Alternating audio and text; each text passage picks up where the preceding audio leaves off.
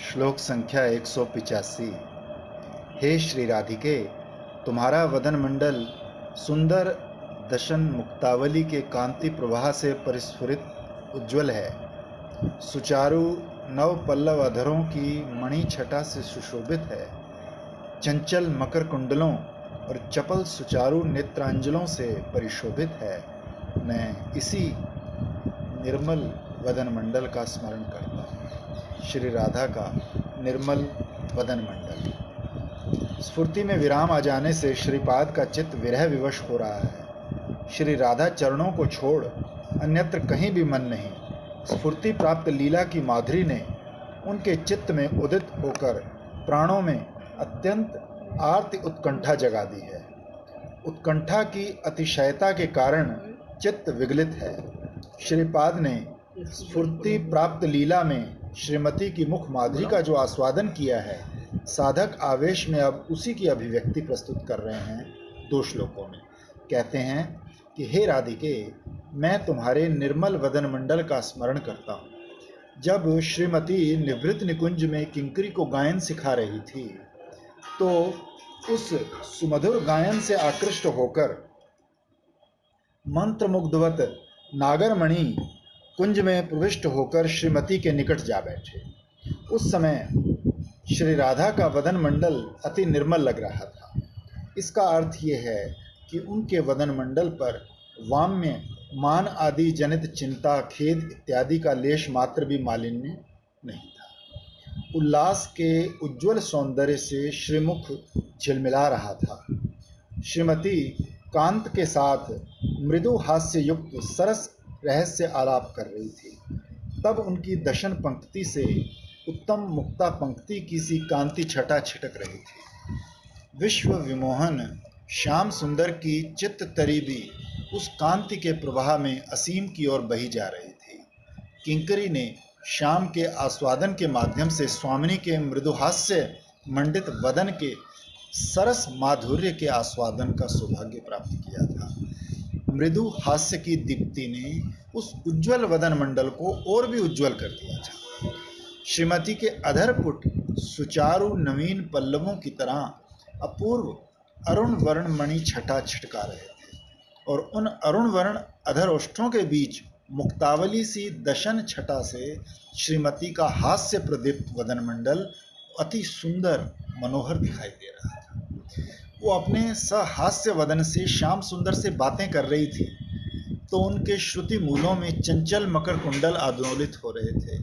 इससे वदन मंडल का सौंदर्य निरअतिशय वर्धित हो गया। वो अपने चंचल नयन कोणों से कांत की मुख माधुरी का लेहन कर रही थी और बीच बीच में चकित नेत्रों से चारों ओर देख रही थी, कहीं सखियां या अन्य कोई और ना आ जाए। श्रीमती की वो आशंका मिश्रित चकित दृष्टि कैसी अपूर्व सुषमा का विस्तार कर रही थी। श्याम मुग्ध नेत्रों से श्रीमती की उस वदन शोभा का आस्वादन कर रहे थे। पूर्व राग की अवस्था में वो श्रीमती की भाव में वदन माधुरी के थोड़े से दर्शन से नितांत ही विवश हो उठे थे। श्री राधा के उसी निर्मल वदन मंडल की माधुरी ने श्याम सुंदर के माधुरी सिंधु को भी उच्छलित कर डाला। उधर श्याम की माधुरी ने भी श्री राधा के वदन सौंदर्य के सागर में पलावन जगा दिया। किंकरी उच्छलित युगल माधुरी का ही आस्वादन कर रही थी, फिर भी उसकी नयन चकोरियां श्री राधा वदन चंद्र की सौंदर्य सुधा की अतृप्त आकांक्षा के साथ पान कर रही थी। स्फूर्ति में विराम आ जाने से अब वो निरअतिशय सुंदर वदन मंडल पास नहीं रहा। तभी श्रीपाद साधक दशा में सोच रहे हैं कि किसी अनिर्वचनीय सौभाग्य के फलस्वरूप करुणामयी श्रीमती ने एक बार कृपा कर दर्शन दिए थे। वो सौभाग्य अब और तो मिलेगा नहीं, कम से कम श्रीमती का वो निर्मल वदन मंडल सदा स्मृति पथ पर समुदित हो, यही प्रार्थना है। स्मरण निष्ठ साधक को भी श्री राधा चरणों में लालसामयी प्रार्थना करनी चाहिए कि उनका वो लावण्य मंडित श्रीवदन उसके स्मृति पटल पर उदित हो। साधने चे धन चाई, सिद्ध देह तहा पाई। आकुल प्राणों से अभिष्ट भगवान को चाहने का नाम ही भक्ति है। ये चाह जानने के लिए ही भक्ति साधना की जाती है। जब राधा पाद पद्म निष्ठ साधक के प्राणों की पिपासा एकांत भाव से श्री राधा चरणों को केंद्र बना लेती है, तब श्रीमती के सौंदर्य माधुर्य के साक्षात आस्वादन के अभाव में प्राण धारण करना अतिशय कठिन हो जाता है। जल बिनु जैन मीन दुख पाए आयुहीन, तब प्रेमिक की ऐसी अवस्था हो जाती है। सब कुछ भूलकर अभीष्ट की पिपासा में तन्मय होने का नाम ही प्रेम है। श्रीपाद नित्य परिकर होकर भी साधक अभिमान से कहते हैं कि मैं श्री राधा के वदन मंडल का सदा स्मरण करता हूँ। श्लोक संख्या लोगों को भी 186। स्वरूप थोड़ा भूल जाता है, तभी ये साधक बन के हम जैसे लोगों के लिए ये सब वर्णन करते हैं, वरना वो नित्य परिकर हैं, उनके लिए तो अगोचर नहीं है श्री जी का चरण कमल या मुख कमल कुछ भी। ये तो हम लोगों के लिए वो, जैसे कि कोई बहुत बड़ा हो तो 5वीं क्लास को पढ़ाने लगे एमए पास, तो वो उसके लेवल पर उतर के ही तो पढ़ाएगा। अगर वो एमए पास अपनी याद रखेगा तो कैसे पढ़ाएगा। तो इनको भी विस्मरण हो जाता है। जैसे भागवत में लिखा है कि ना, ये ज्ञानी लोग बहुत उछालते हैं इस सेंटेंस को कि कुरुक्षेत्र में जब मिलन हुआ तो वहाँ लिखा हुआ है कि गोपियों का देह बुद्धि छूट गई। अरे उनकी देह बुद्धि थी कहाँ? उसका मतलब यही था, हमने जो गुरुजनों से सुना है कि उनको भी विस्मरण हो गया हुआ था, गोपियों को भी, कि हम इनकी देह से निकले हैं, हम इनके अभिन्न प्राण हैं। तो इसलिए इन आचार्यों को भी ये विस्मरण हो जाता है। और हालत हमारी भी वही है कि ये ठीक है कि भी हमको तो पता ही नहीं है उसका, तो हम भी तो विस्मरण किए हुए हैं। बात तो एक ही है, सिर्फ लेवल का फर्क है। हम भी तो अपने स्वरूप को भूले हुए हैं, इसीलिए देह में, व्यवहार में, ये में, वो में पड़े रहते हैं। यदि याद आ जाए कि मैं कौन हूँ तो अपने आप ही। तो एक कहते हैं ना कि सिंह शावक था तो भेड़ियों में मिल गया, तो वो अपने आप को भेड़िया ही समझता है। अब वो एक दिन सिंहों ने देखा कि अरे ये तो हमारा बच्चा है और ये भेड़ियों में बैठा हुआ है, तो उसको पकड़ के नदी किनारे ले गए और उसको मोड़ा दिखाया। तो वो फिर भी भेड़ियों की तरह मैं करे, तुमने धाड़ के दिखाया उनके, तुम ही धाड़, तो वो भी धाड़ने लगा। ऐसे हमें भी कोई ये गुरुजन वगैरह मिल जाए जो हमारे को हमारे स्वरूप का ज्ञान कर दे, तो हमारा धाड़ना शुरू तो कहीं चीज़ तो स्मरण किए, तो इसको भूल के हम उसको स्मरण करते। श्लोक संख्या 186। हे श्री राधिके, तुम्हारे वदन मंडल पर संकुचित अलकावली बड़ी चपल हो रही है। भाल पर तिलक सुशोभित है, तिल पुष्प से नासिका पुट पर मुक्ता की नथ विराजित है। ये वदन मंडल निष्कलंक चंद्रमा की तरह समुज्वल है और रत्याधिक्य के कारण अति सुंदर है। मैं तुम्हारे इस वदन मंडल का ध्यान करता हूँ। रतिरस आवेश में श्री राधा वदन। श्रीपाद ने श्री राधा के निर्मल वदन मंडल की सौंदर्य सुधा की अपनी स्मृति में आस्वादन की कामना की है। राधा किंकरी के अभिमान में स्मृतिगत आस्वादन बड़ा ही मधुर है। स्मृति की निविड़ता में ऐसा लगता है मानो श्रीमती के रूप गुण लीला आदि की माधुरी का आस्वादन साक्षात रूप से ही किया जा रहा है। ये बात मन में रहती ही नहीं कि स्मरण चल रहा है। फिर बीच बीच में ऐसा भी लगता है कि मैं एक लीला स्मरणधारी साधक हूँ। तब राधा किंकरी बनकर साक्षात सेवा प्राप्ति के लिए लालसामयी प्रार्थना की तरंग उठती है। स्मरण निष्ठ साधक स्मरण में तन्मय रहता है।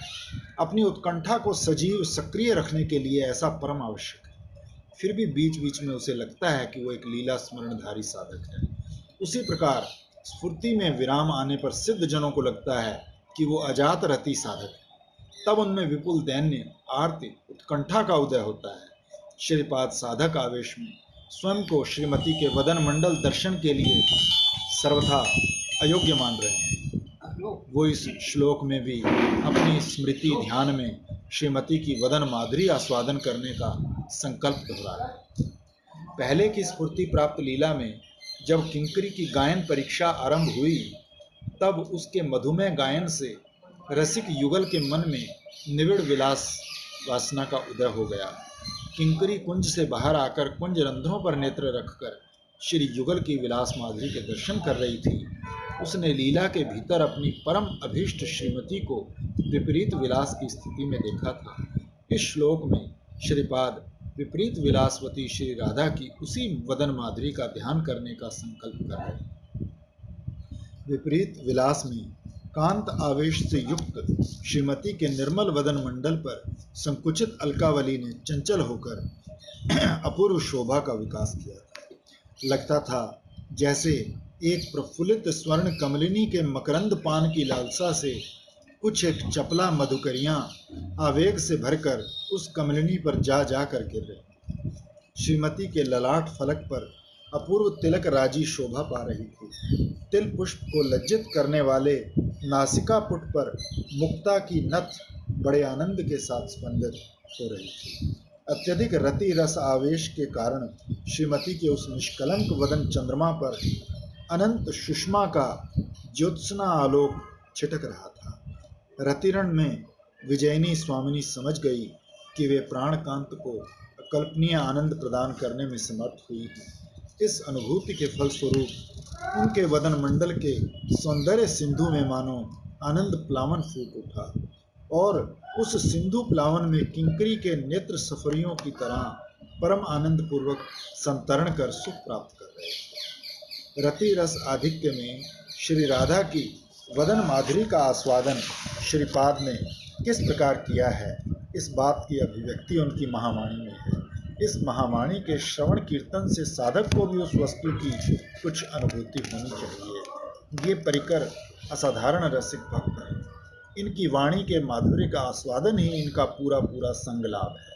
श्रीमद् रूप गोस्वामी पाद ने अपने भक्ति रसामृत ग्रंथ में रसास्वादन की एक साधना का उल्लेख किया है। रसिका संग रंगिणाम, भागवत जनों का संग लाभ कर जिन लोगों के हृदय में आसक्ति अथवा उल्लास दिखाई देता है, उन्हीं के लिए प्रेम रसास्वादन सुगम होता है। कारण ये है कि रसिक जन उस रस को साक्षात अनुभव करते हैं और उनकी कृपा होने पर अन्य लोग भी उस रसास्वादन का सौभाग्य प्राप्त कर सकते हैं। जिनके लिए जो वस्तु अनुभूत नहीं है, वो कभी भी उसके आस्वादन से दूसरे को आनंदित और कृतार्थ नहीं कर सकते। रस स्व अनुभव गम्य वस्तु है, इसलिए वो एकमात्र रसिकों की कृपा से ही प्राप्त होता है। गोस्वामी पादों की वाणी महाशक्तिशाली है।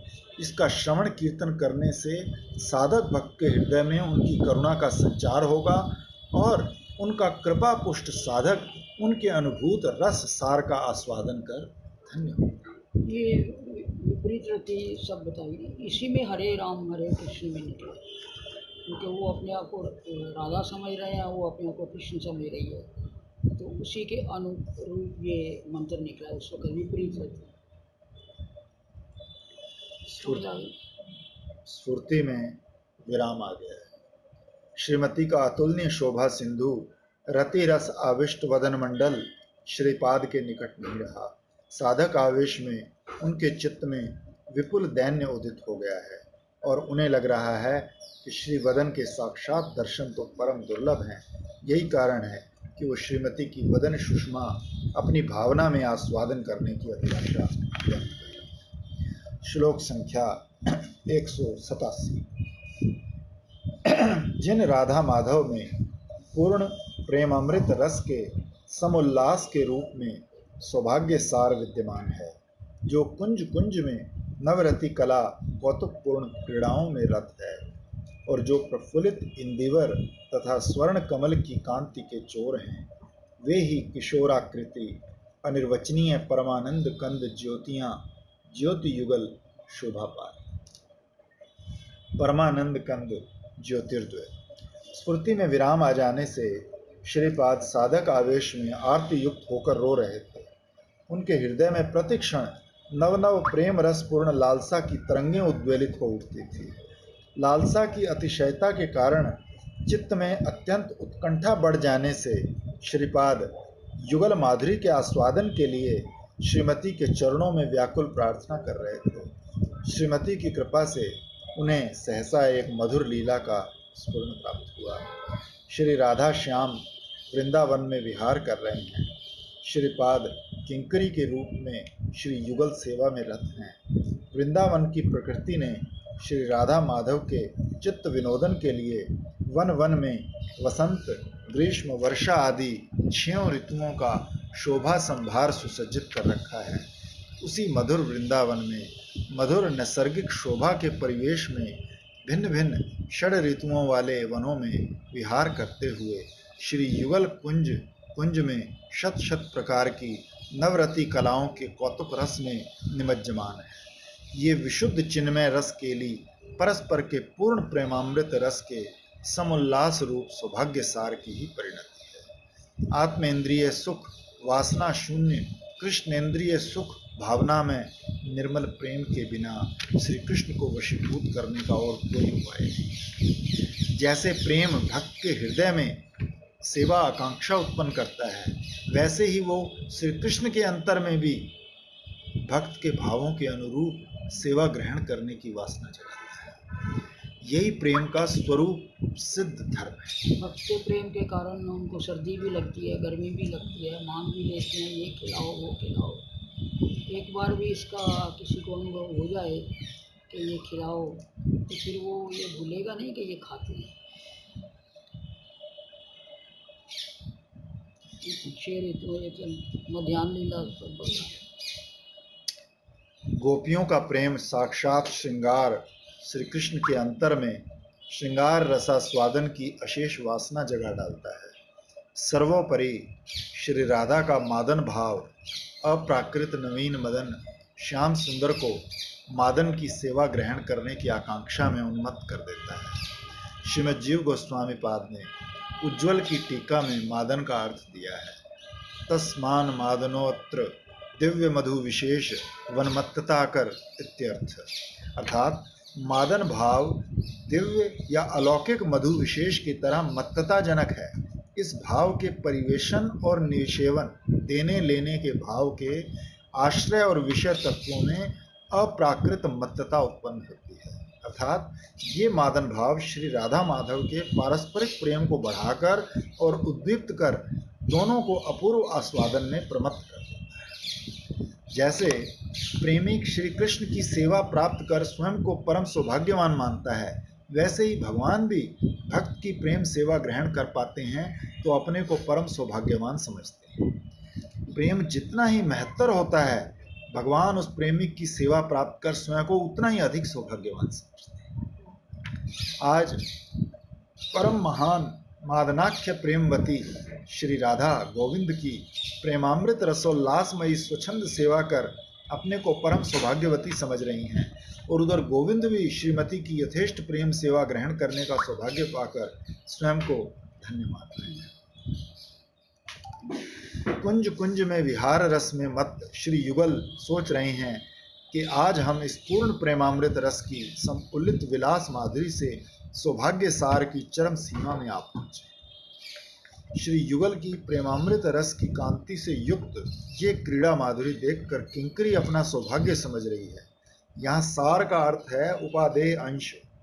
किंकरी के रूप में श्री युगल की प्रेम लीला का दर्शन और उनकी सेवा करने का सौभाग्य परम उपादेय ही है। अब इस विशेष कलयुग में श्रीमन महाप्रभु ने ही ये सौभाग्य सार रूपी महासंपदा जगत जीवों के द्वार पर लाकर रखती है, और पाप ताप विहित कलिहत जीवों को भी इस सौभाग्य सार के चरम स्तर पर उठाती है। श्रीमन महाप्रभु के एकांतिक कृपा पात्र हमारे श्रीपाद किंकरी रूप में लीला क्षेत्र में इसकी उपादेयता अनुभव कर रहे हैं। श्री युगल कुंज कुंज में नव नव रति कलाओं के कौतुक रस में डूबे हैं। जैसे प्रवाह का जल प्रतिक्षण नूतन होता है, वैसे ही श्री युगल की विलास कलाओं का कौतुक रस भी हर क्षण नवनवाएगा। प्रेम रस में क्रीड़ा में दोनों एक दूसरे को सुखी कर पाए हैं। ये बात जानकर वो अपने सौभाग्य सार का अनुभव करते हैं।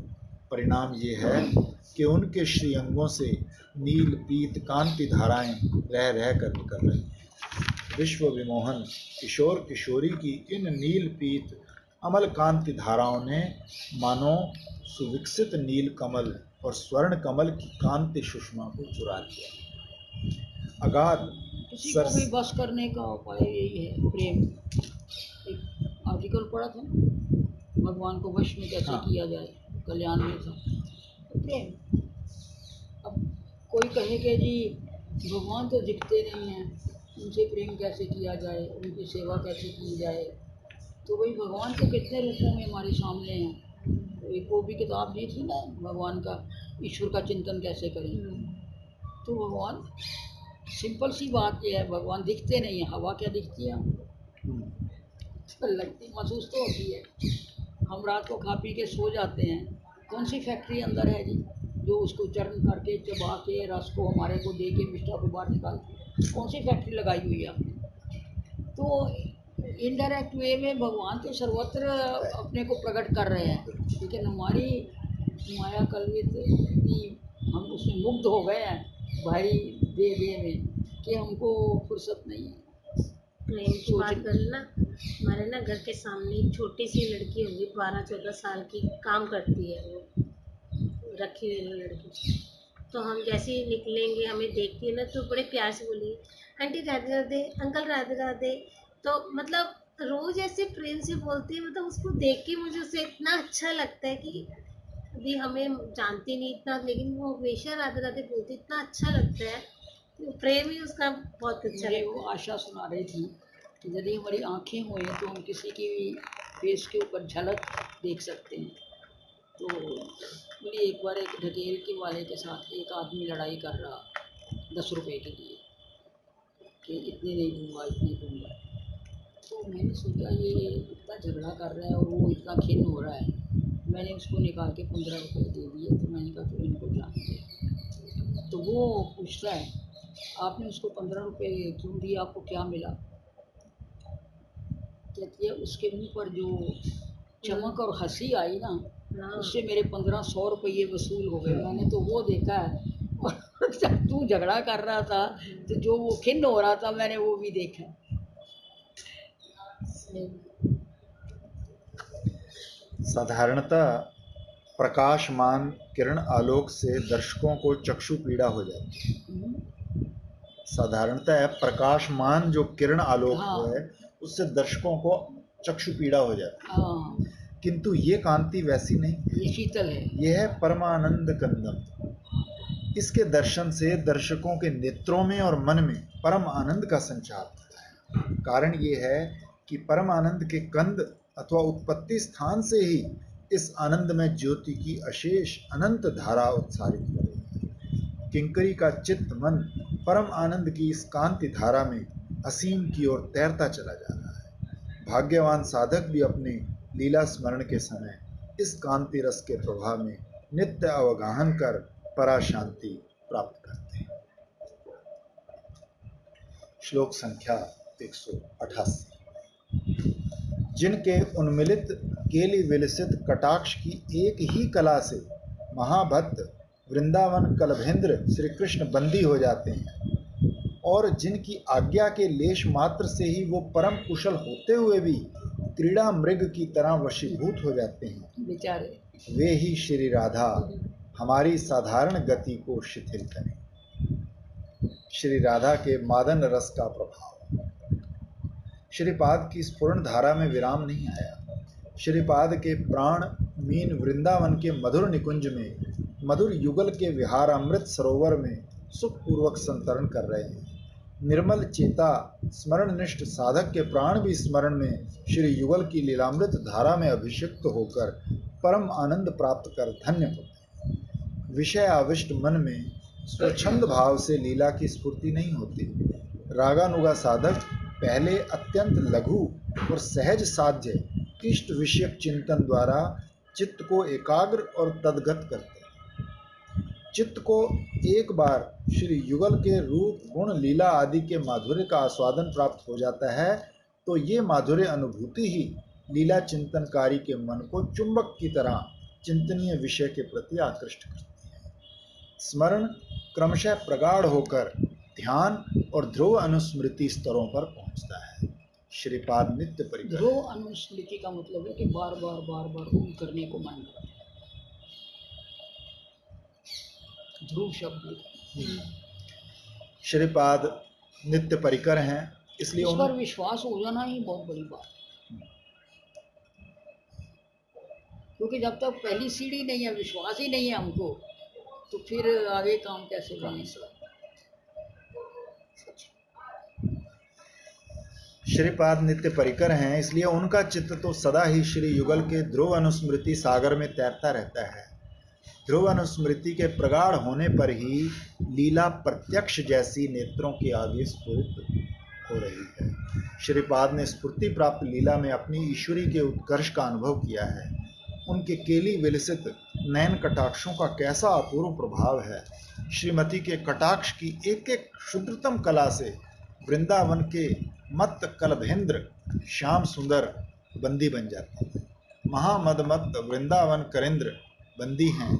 श्रीमती के नयन कटाक्ष की कला मादन रस रंजित है, तभी नवीन मदन श्याम सुंदर के ऊपर इतना प्रभाव है। जैसा श्रीमद् भागवत में देखने को मिलता है कि द्वारका की 16,000 महिषियां गूढ़ हास्य युक्त कटाक्ष सूचित भावजनित और मनोहर भ्रू विलास से प्रकाशित सुरत मंत्र प्रवीण अनंगवाण बाणों द्वारा काम शास्त्र प्रसिद्ध हाव भाव आदि द्वारा भी उन्हीं कृष्ण के मन आदि इंद्रियों में लोभ उत्पन्न करने में समर्थ नहीं हुई। भागवत में 16,000 मिलके भी वो लोग उत्पन्न हुआ, उसमें जो रात को राधा राधा करते हैं। तभी तो सत्यभामा ने कहा कि उसमें क्या विशेषता हम देखना चाहते हैं, हमको भी साथ लेके जाओ। श्रीपाद शुक मुनि ने रास आदि लीलाओं में ब्रज सुंदरियों के परम विशुद्ध और सर्वोत्कृष्ट प्रेम से श्री कृष्ण की एकांतिक वश्यता का वर्णन कर महिषियों के हाव भाव कटाक्ष आदि से उन्हीं कृष्ण की इंद्रिय वश्यता का अभाव बताकर महिषियों के प्रेम की अपेक्षा ब्रज सुंदरियों के प्रेम का परम आधिक्य और वैशिष्ट स्पष्ट है।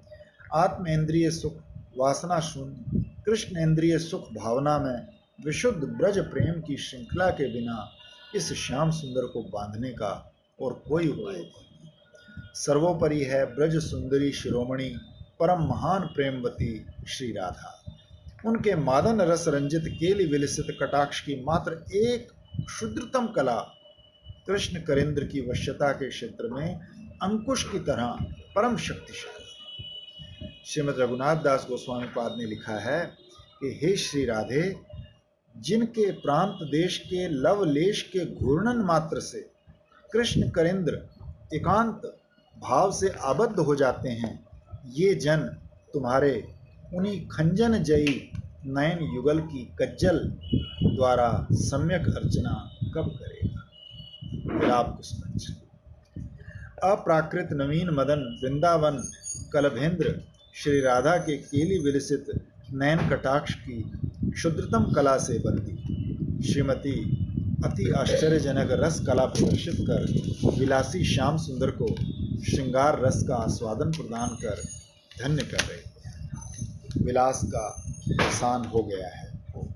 स्वाधीन भृतिका श्रीमती नागर मणि को आदेश देती है कि शीघ्र मेरी वेश रचना कर दो, सखियां देखेंगी तो परिहास करें। श्रीमती की आज्ञा के लेश मात्र से ही नागर स्वयं को धन्य मानकर श्रीमती की वेश रचना करने में लग गए। कोटि कोटि योगेंद्र मुनिंद्र जिनका आज्ञा लव प्राप्त करने की आकांक्षा से युग युगांत तक ध्यान धारणा करके भी उस आज्ञा लव का कोई अनुभव या संकेत नहीं पाते, वो स्वयं भगवान श्री कृष्ण श्री राधा के आदेश लव मात्र पर अपने को धन्य और कृतार्थ समझकर उनकी सेवा में जुटे।